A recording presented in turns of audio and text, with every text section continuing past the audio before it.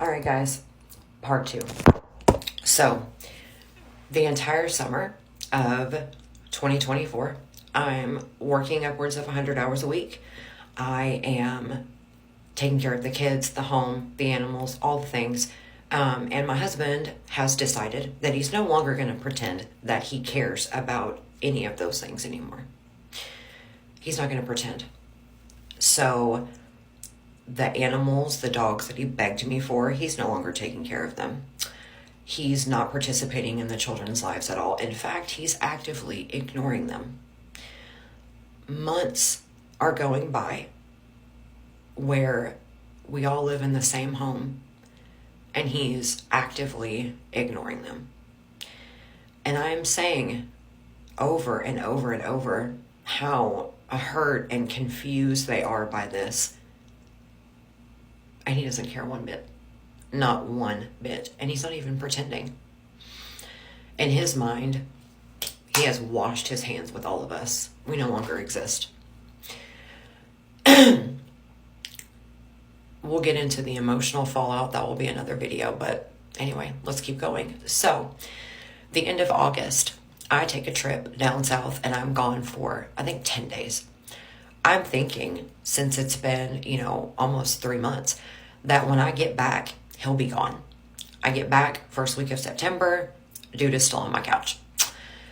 So I am like, what is going on? I don't understand. So now we start with the lie of, I can't find a place to live. I know there are vacancies everywhere. I have seen them.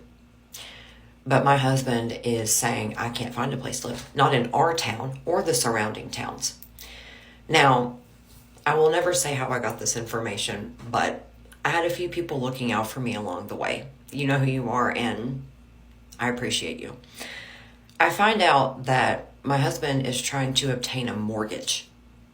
He's been trying to obtain a mortgage through several banks and several different companies. He's trying to get a mortgage.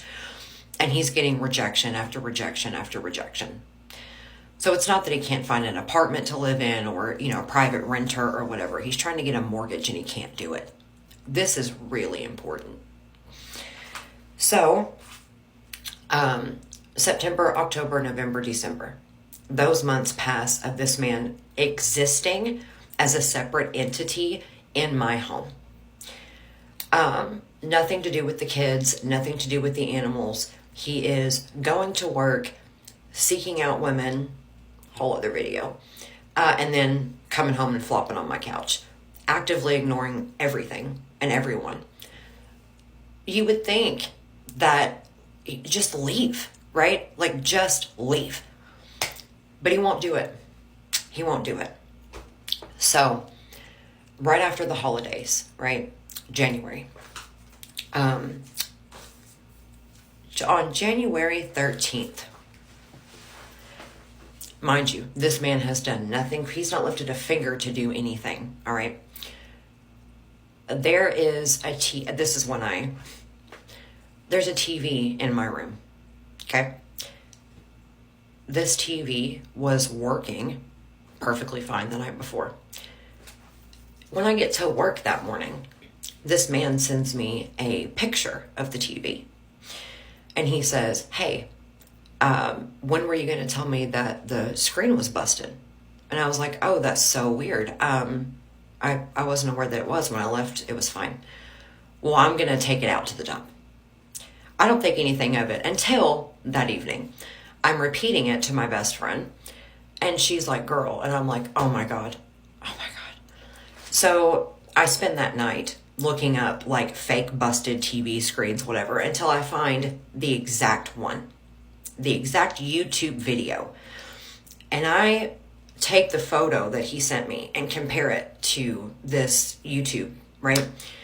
Making sure that it's exactly the same. And it is. So the next morning, I sent him a photo of that. And I said, you really did that. I'm bringing this up because I just want to show that in situations where he simply could have just communicated and said, hey, I'm about to leave. Can I have one of these TVs? No, that's not what my husband does. This is the type of shit that my husband does. I'm going to manipulate you and gaslight you when you confront me and say, he said, I took it to the dump. I said, really? Send me the Ring doorbell footage then of you taking it out to the garbage. No, because I took it to the apartment. No, you didn't. No, you didn't. You lied, sent me a fake screensaver and said your TV's busted because you wanted to take the TV. I don't understand what the point of this is until January 14th. He says, I will be moving out February 1st. Now, moving forward, the TV thing moving forward, all of this is in text. He sent it to my face, but it's also in text messages.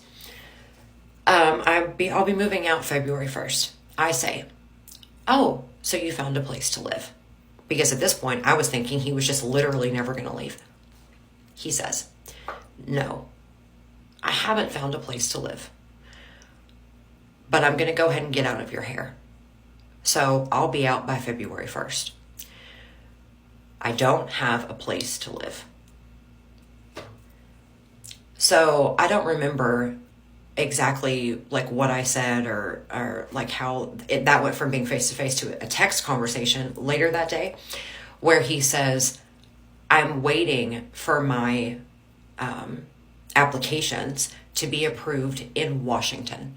So we live very close to Vancouver, right? It's like a half an hour. Because I can't find anywhere to live in Oregon, I'm waiting for my applications to be approved in Washington.